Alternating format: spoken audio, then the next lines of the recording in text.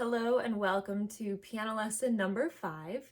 If you're just joining me, my name is Anna Whistler and I am a pianist and a piano teacher. If you'd like to start learning piano from scratch with me, you can click on this link, which will take you to the first lesson in my series. So last week we learned a variation on the Twinkles, one that had both a rhythmic and a technical component. We're going to do something similar today, but I'm also going to introduce you to some chords in the left hand as a little bit of a preliminary taste to what we're going to be getting into more fully in our next lesson. So without further ado, let's get started. So far with our Twinkles, we have learned the rolling technique. We've also learned the knocking technique. And of course, these aren't official terms. These are just my own verbiage, my own terminology for how it feels to actually play. Today, the variation that we're going to do is going to combine these two with a tiny little change on the roll. So we're going to have 4 knocks, and then you're going to roll, but you're not going to hold on to the key as much as we did with the theme. You're going to actually float up in the air. And then you're going to turn the wrist down, float down, and play one more time.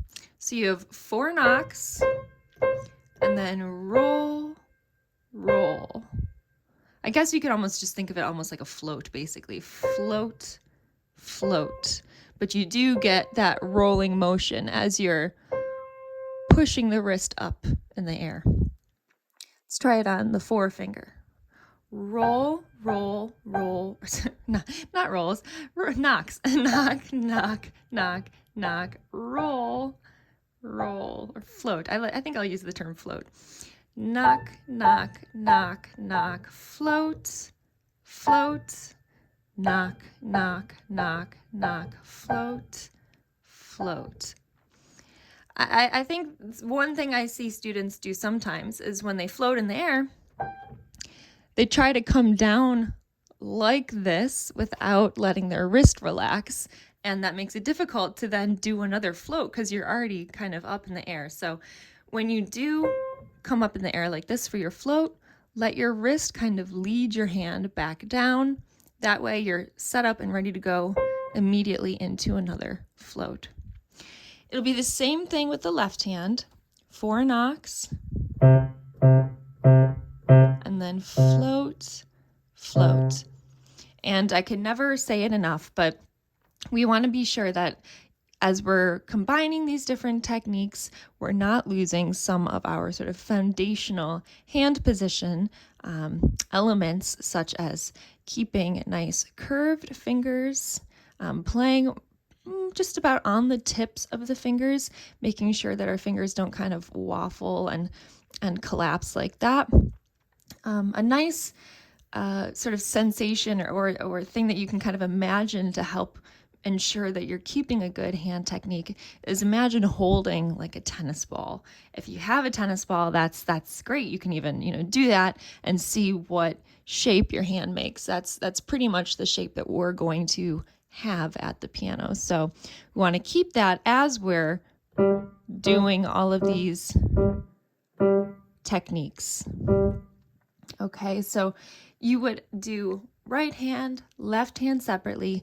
Once you get comfortable with doing this new variation, hands separate, you of course want to try it hands together nice and slowly, being sure everything still looks good with our technique, our hand position, and that we're playing the right notes with the right fingers. So knock, knock, knock, knock, roll, float. Yeah. Knock, knock, knock, knock, float, float, and so forth. All right, that's another variation for us to work on this week with the Twinkles. Now, I just want to introduce you to some chords in the left hand. We're actually doing a little bit more, I think, than we have in past lessons.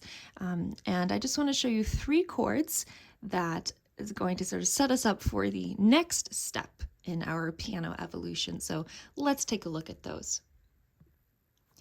Okay, if you have been following along with my videos and have been doing the warm-ups that I've been showing, this should sound familiar to you.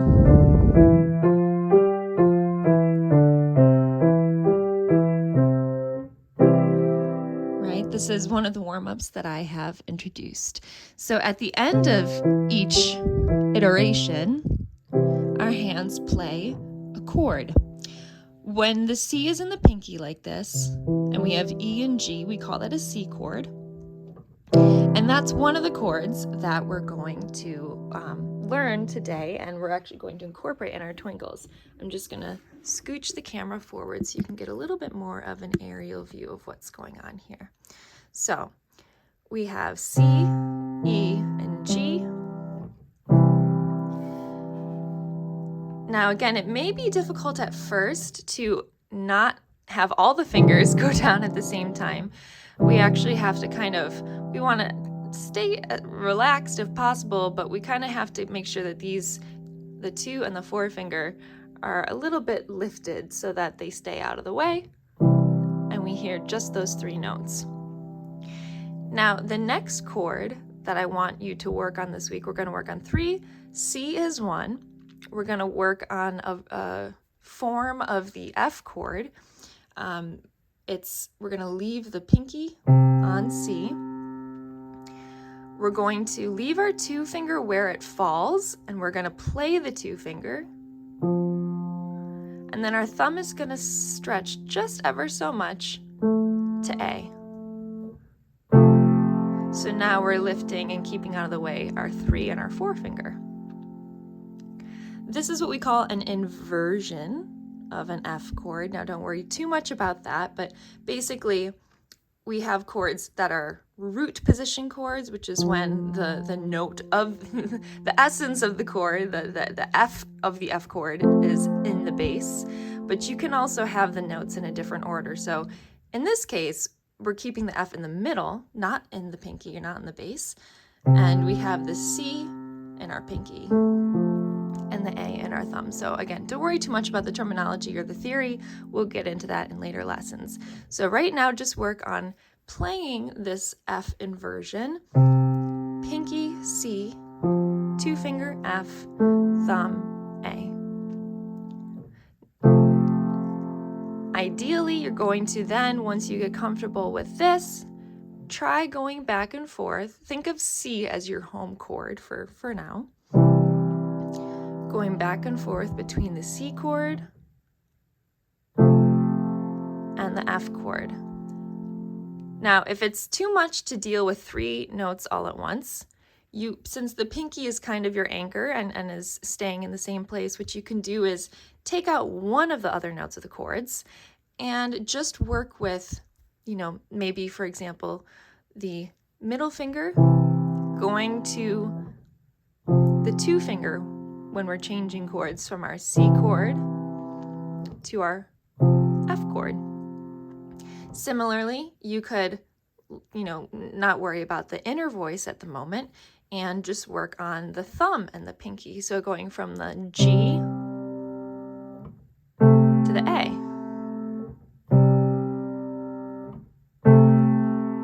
Once you get comfortable with that, you could leave out the pinky, since that's the easiest one, it doesn't move at all, and you could work on the 2 notes that actually do move from here, middle finger E, thumb G,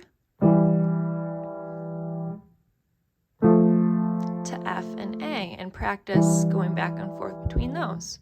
And then when you're ready, finally putting it all together.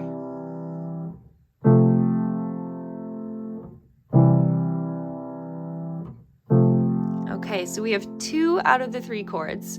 I know this is a lot, but stay with me and just do what you can.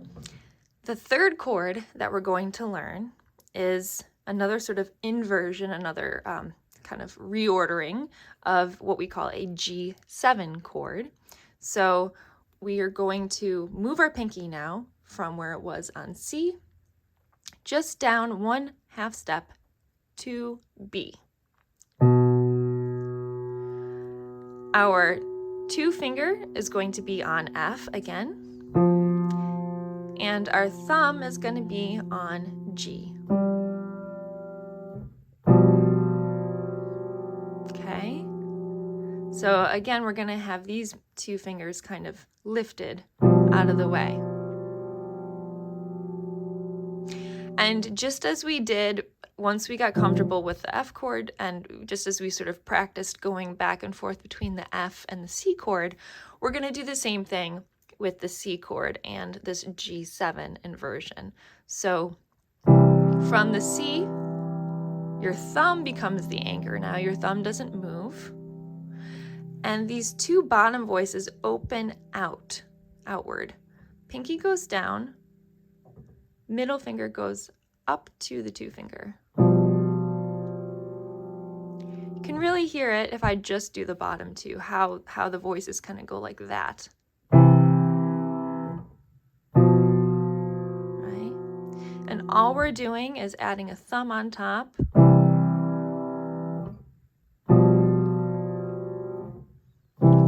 Now, if that's a lot at first, you can work on it the same way that we were working on the C and the F. Just pick 2 notes. Practice that. Then try substituting the other one. And then building the full 3-note chords. Okay. Very, very lastly, if this is all going well and you want to try to really move from one chord to the next with all 3 of these, you can try going from your C chord to your F inversion, back to your C chord, to your G7, back to your C. So C is always kind of like the glue between the other ones. It's always our stopping point between the F and the G. So one more time, we had C, F, C, G7, C. All right, that is probably plenty to work on. We're just going to look at that for the left hand this week. We're actually not going to do anything with those chords with the right hand. But again, if that's a lot, then just pick one of the chords, pick maybe C, and just practice that. But just do what you can, go slowly. And as we kind of did ourselves here, feel free to break it into smaller, more digestible bits of practice rather than trying to deal with all 3 notes right off the bat. Great job on your 5th lesson. We covered a lot of ground today, especially with the chords in the left hand. So again, just take it slowly, do what you can. If you have any questions, feel free to write me in the comments. I'll try to respond as quickly as possible. And I think in terms of practicing for this week, what I mentioned in the last lesson holds true still. We've practiced the theme and the knocking variation. We've worked hard on those, so we want to keep those in your fingers, especially because they really help us develop these techniques. So I would practice the theme and the knocking variation maybe 2 to 3 times a day, hands together if you are there already. And then with the new variation, the one where we have the 4 knocks and the 2 floats, I would do right hand maybe 5 to 7 times. Same thing with the left hand. And then once you're ready, whether it's day 1 or day 3 or day 4 of practicing, try putting it hands together, working very slowly. And once you have all 3 of those feeling pretty comfortable, you can try, as I mentioned in the lesson, going from the theme directly into the knocking variation and directly into this knocking and floating variation. So sort of building a progression here and connecting all of those. For the chords, I would, depending on how comfortable you are playing each chord, I would spend maybe 5 or so minutes focusing on, if you're just working on the C chord, trying to play cleanly with all of your fingers that aren't playing lifted out of the way. If you're a little bit more comfortable and are working between the chords, focusing on transitioning from the C chord to the next chord, and doing it. One thing that happens a lot sometimes with students just working on the chords is that their fingers won't all go down at the same time. So you'll hear like the notes are kind of offset. They're not all coming down at the same time. So you want to try to make sure that we get a clean sound, meaning that all the notes are hitting and then letting go at the same time. So 5-ish minutes on the chords, and then of course your warm-ups, whatever sort of variation of the warm-ups that I've introduced so far in the other lessons feels good to you. I'll give you some more ideas too in future lessons just to shake it up a bit. But again, that should all add up to about 15 or so minutes a day, and that should be perfect for this week. So good luck with your practicing. Again, if you have any questions, let me know, and I'll see you at our next lesson.